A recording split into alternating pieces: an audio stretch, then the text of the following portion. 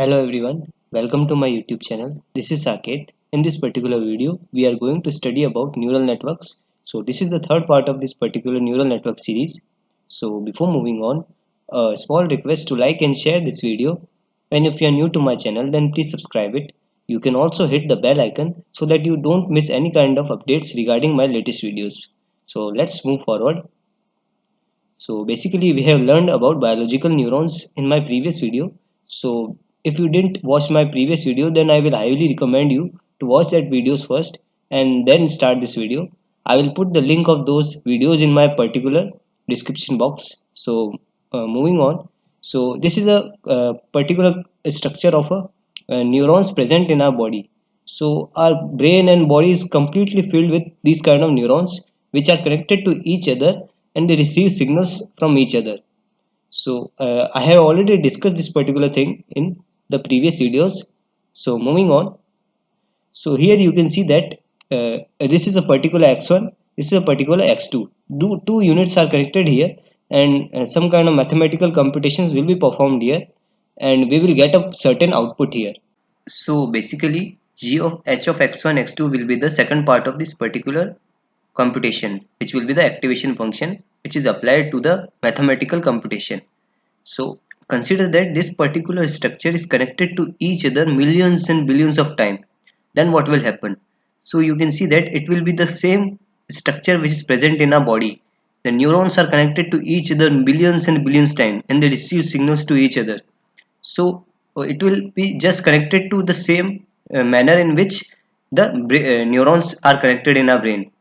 So you can just relate it with the neurons present in our body.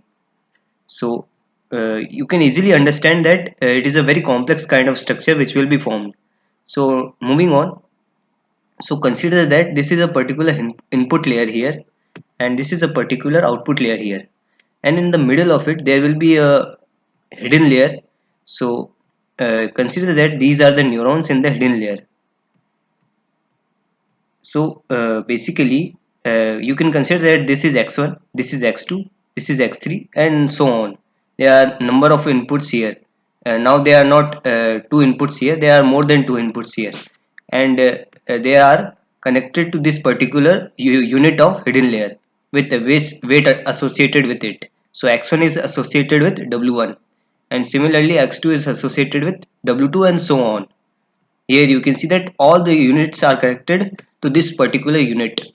So some kind of computations will be performed on this particular unit, and then the output layer will get the output here. So this particular unit will get output and all the other units also will get the output from this particular unit. So you can see that just a single unit present in the hidden layer will give output to number of output units present in this particular output layer. So it will be not just like this also. Now you can consider that this particular unit will also get input from this particular input unit. So you can consider that there will be more connections here. So let me just show you by a particular pen here. So you can see that this particular unit will be connected to here, this particular unit will be connected to here, and this particular unit will be connected to here. So it will be created some kind of complex structure, a very complex structure which is not easy to be written in mathematics. So even to think about what will be the mathematical equation behind this particular structure, it will be very difficult. And similarly in the output section also there will be units connected to each other. Like you can see that this will be connected to here and this will be connected to here. So don't go by my drawing. I know that it is a little weak to understand, but I hope that you would have understood. So I'm just trying to explain you that this is a very complex kind of structure here, and this is just a single hidden layer here. There can be more hidden layers. Consider that there are more than 2 and 3 hidden layers. Then what will happen? It will be a more difficult and complex structure which will be formed. So neural networks are based on this particular kind of structure. So it is somewhat or the other way. based on the same manner in which the neurons are connected in our body. They are connected in a random way to each other. Similarly, here they are connected to each other in a particular mathematical format. So I hope that you would have understood everything up till this point of time. So this is the end of this particular video. Thanks for watching this video. Stay tuned, guys.